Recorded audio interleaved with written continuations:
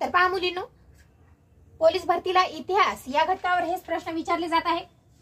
छपाई यंत्राचा शोध हा कधी लागला? छपाई यंत्राचा शोध हा कधी लागला? तर 1450 मध्ये. त्यानंतर महत्वाचा प्रश्न की कोणत्या युद्धाने इंग्रजी सत्तेचा पाया हा भारतामध्ये घातला गेला? इंग्रजी सत्तेचा पाया हा भारतामध्ये कोणत्या युद्धाने घातला गेला? तर प्लासीचे युद्ध. या युद्धाने इंग्रजी सत्तेचा पाया हा भारतामध्ये घातला गेला. तर मग हे प्लासीचे युद्ध कधी झाले? तर 23 जून 1757 रोजी. ही डेट सुद्धा महत्वाची आहे, बऱ्याच वेळा विचारली जाते. त्यानंतर महत्वाचा प्रश्न की बक्सारची लढाई कधी झालेली आहे? बक्सारची लढाई ही कधी झालेली आहे? तर 22 ऑक्टोबर 1764 रोजी. त्यानंतर महत्वाचा प्रश्न की बंगालमध्ये दुहेरी राज्य व्यवस्था राबवणारा कोण? तर बंगालमध्ये दुहेरी राज्य व्यवस्था राबवणारा कोण? तर रॉबर्ट क्लाइव्ह. दुहेरी राज्य व्यवस्था राबवणारा कोण आहे? Robert Clive. आणि यानेच जे प्लासीचे युद्ध आहे याचे नेतृत्व सुद्धा केलं होतं. त्यानंतर महत्वाचा प्रश्न की तैनाती फौज, भारतामध्ये तैनाती फौज राबवणारा कोण? तैनाती फौज राबवणारा लॉर्ड वेलस्ली हा आहे. त्यानंतर महत्वाचा प्रश्न की विलीनीकरण तत्व किंवा त्यालाच म्हणतात खालसा धोरण. विलीनीकरण तत्व किंवा त्यालाच म्हणतात खालसा धोरण राबवणारा कोण? तर लॉर्ड डलहौसी. आणि या खालसा धोरणाद्वारे भारतामधील कोणतं राज्य प्रथम खालसा करण्यात आलं? तर ते आहे सातारा राज्य. सातारा हे राज्य खालसा धोरणाद्वारे खालसा करण्यात आलेलं पहिलं राज्य आहे 1848 मध्ये. त्यानंतर महत्वाचा प्रश्न की 1857 चे स्वातंत्र्य समर हा ग्रंथ कोणी लिहिला आहे? स्वातंत्र्य समर हा ग्रंथ कोणी लिहिला आहे? तर विदा सावरकर म्हणजेच विनायक दामोदर सावरकर यांनी हा ग्रंथ लिहिलेला आहे. त्यानंतर महत्वाचा प्रश्न विचारला जात आहे की कोणत्या कायद्यान्वये भारताची जी सत्ता आहे ही ईस्ट इंडिया कंपनीकडून काढून घेण्यात आली आणि ती महाराणीकडे देण्यात आली किंवा ब्रिटिश सरकारकडे देण्यात आली? तर तो कायदा आहे भारत सरकार अधिनियम कायदा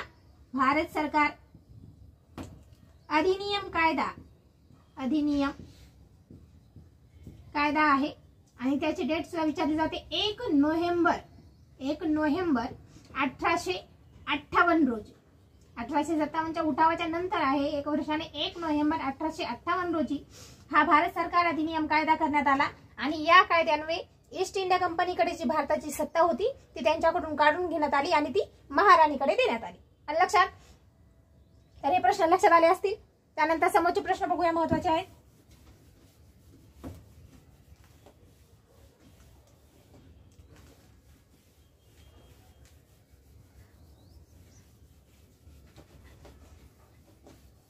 त्यानंतर सतीबंदीचा कायदा हा कोणत्या गव्हर्नर जनरलच्या काळात करण्यात आला? किंवा सतीबंदीचा कायदा हा कोण केलेला आहे? तर लॉर्ड विल्यम बेंटिंग याने हा कायदा केलेला आहे. कधी? 1829 मध्ये. त्यानंतर महत्वाचा प्रश्न की सत्यशोधक समाजाची स्थापना ही कोणी केलेली आहे? सत्यशोधक समाजाची स्थापना ही कोणी केलेली आहे? हा प्रश्न बऱ्याच वेळा विचारला जातो. तर महात्मा फुले यांनी सत्यशोधक समाजाची स्थापना केलेली आहे. कुठे? पुणे या ठिकाणी. आणि 24 सप्टेंबर याची डेट सुद्धा विचारली जाते. 24 सप्टेंबर 1873 मध्ये. 24 सप्टेंबर 1873 मध्ये पुणे या ठिकाणी सत्यशोधक समाजाची स्थापना महात्मा फुले यांनी केलेली आहे. त्यानंतर महत्वाचा प्रश्न की राष्ट्रीय सभेची स्थापना कधी झालेली आहे? सभेची स्थापना ही कधी झालेली आहे? तर 28 डिसेंबर 1885 रोजी 28 डिसेंबर 1885 रोजी राष्ट्रीय सभेची स्थापना करण्यात आली आणि याचं पहिलं अधिवेशन कुठं भरलं होतं तर मुंबई या ठिकाणी आणि राष्ट्रीय सभेच्या पहिल्या अधिवेशनाचे अध्यक्ष कोण आहेत हा प्रश्न सुद्धा विचारला जातो तर उमेश चंद्र बॅनर्जी हे राष्ट्रीय सभेच्या पहिल्या अधिवेशनाचे अध्यक्ष होते. त्यानंतर महत्त्वाचा प्रश्न की बंगालची फाळणी ही कोणाच्या काळात झालेली आहे. बंगालची फाळणी तर लॉर्ड कर्झन याच्या काळामध्ये बंगालची फाळणी झालेली आहे. किंवा असाही प्रश्न विचारला जातो की बंगालची फाळणी ही कधी झाली तर 1905 मध्ये. त्यानंतर महत्त्वाचा प्रश्न की मोर्ले मेंटो सुधारणा कायदा हा कधीचा आहे. मोर्ले मेंटो सुधारणा कायदा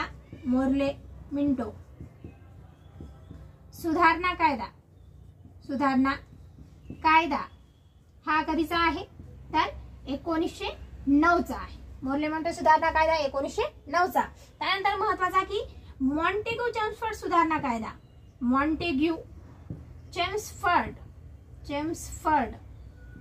सुधारणा कायदा हा कधीचा आहे तर तो आहे 1919 चा. कधीचा आहे 1919 चा आहे. त्यानंतर महत्त्वाचा प्रश्न की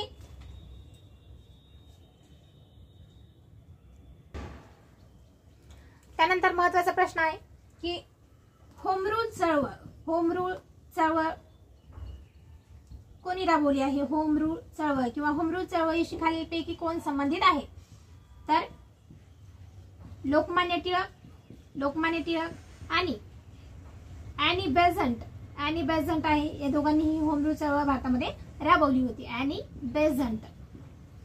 त्यानंतर बराच वेळा प्रश्न विचारला जातो की केसरी आणि मराठा ही जी वृत्तपत्र आहेत ही कोणाची आहेत तर कोणाची आहेत ती लोकमान्य टिळक यांची. केसरी आणि मराठा वृत्तपत्र केसरी व मराठा वृत्तपत्र कोणाचे आहेत लोकमान्य टिळक यांचे. यानंतर महत्त्वाचे प्रश्न आहेत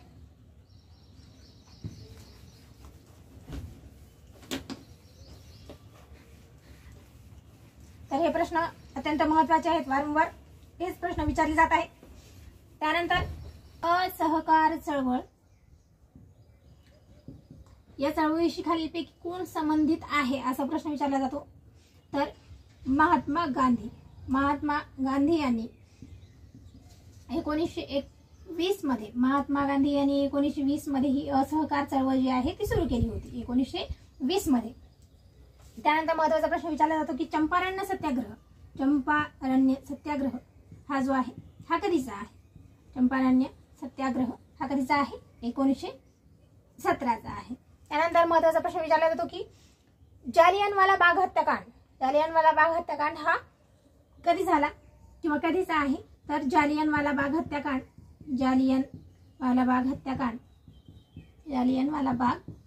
हत्याकांड जो आहे हा कधीचा आहे तर याची डेट विचारली जाते 13 एप्रिल 1919 रोजी. 13 एप्रिल 1919 रोजी हा जो जालियनवाला बाग हत्याकांड आहे हा झाला होता. त्यानंतर महत्त्वाचा प्रश्न विचारतो रॉलट ऍक्ट किंवा याला काळा कायदा म्हणतात. रॉलट ऍक्ट किंवा काळा कायदा हा कधीचा आहे तर हा सुद्धा आहे 1919चा. लक्षात. त्यानंतर साविनय कायदेभंग चळवळ ही कधी सुरू झाली. साविनय कायदेभंग चळवळ ही कधीची आहे तर 1930 ची. साविनय कायदेभंग चळवळ ही कधीची आहे 1930 ची.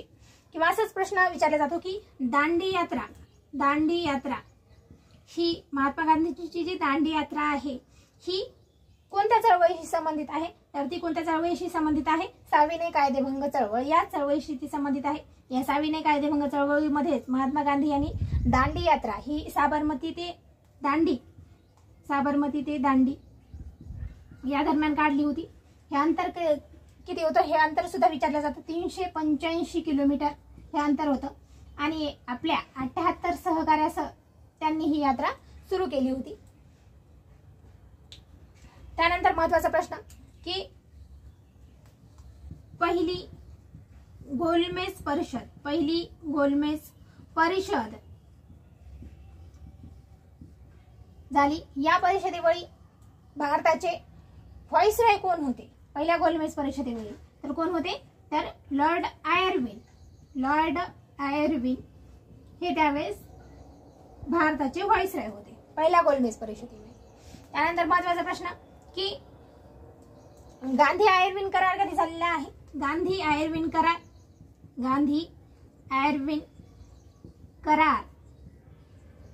हा कधी झालेला आहे? तर 5 मार्च 1931 रोजी 5 मार्च 1931 रोजी हा गांधी आयर्विन करार करण्यात आला आणि या कराराद्वारेच मग महात्मा गांधी जे आहे हे दुसऱ्या गोलमेज परिषदेला हजर राहिले होते. दुसरी गोलमेज परिषद कधीच आहे? 1931 ची सप्टेंबर महिन्यामध्ये ती झाली होती. तर हे प्रश्न लक्षात आले असतील. त्यानंतर समोरचे प्रश्न बघूया.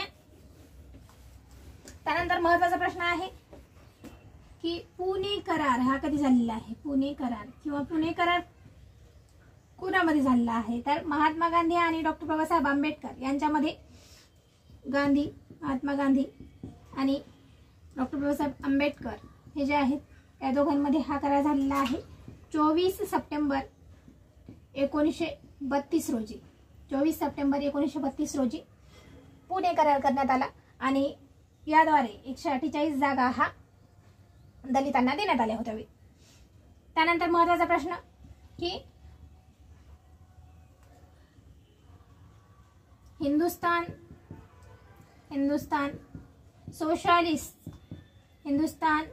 Socialist Republican association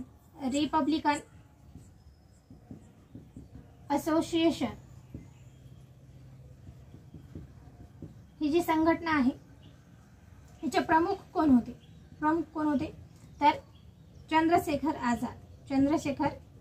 Azad. आणि ही संघटना कुठे स्थापन झाली होती? तर दिल्ली या ठिकाणी 1928 मध्ये ही हिंदुस्तान सोशलिस्ट रिपब्लिकन असोसिएशन ही संघटना स्थापन करण्यात आली होती. त्यानंतर महत्वाचा प्रश्न की अभिनव भारत ही जी संघटना आहे ही कोणी स्थापन केली होती? तर विनायक दामोदर सावरकर यांनी ही अभिनव भारत संघटना स्थापन केली होती. कधी? 1904 मध्ये. लक्षात. त्यानंतर महत्वाचा प्रश्न की छोडो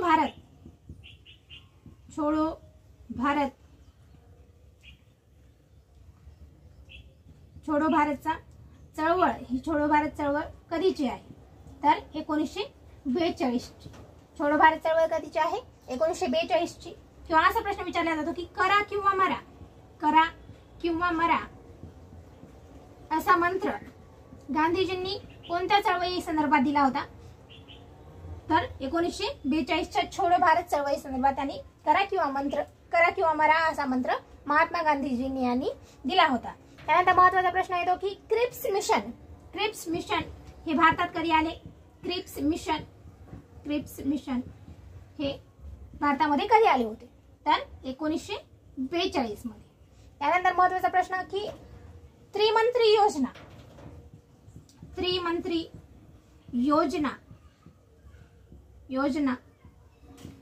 ही कधीची आहे? त्रिमंत्री योजना तर 1946 ची. आणि या त्रिमंत्री योजनेद्वारेच भारतामध्ये संविधान निर्मिती करण्यात आली. या त्रिमंत्री योजनेद्वारेच. त्यानंतर महत्वाचा प्रश्न आहे की माउंटबॅटन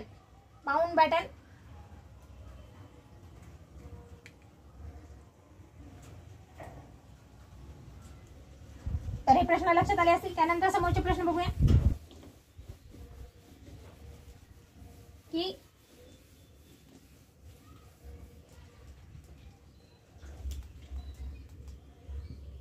भारताच्या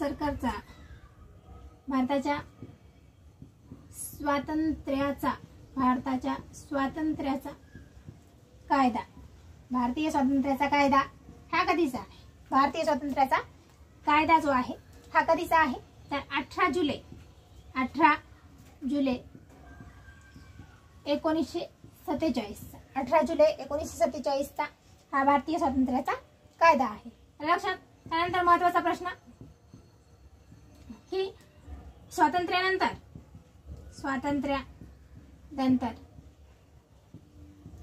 भारतातील शेवटचे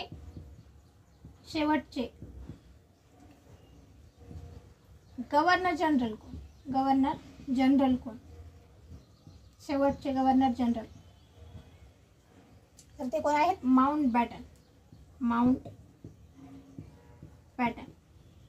हे स्वातंत्र्यानंतर शेवटचे ब्रिटिश गव्हर्नर जनरल होते. कोण होते माउंटबॅटन.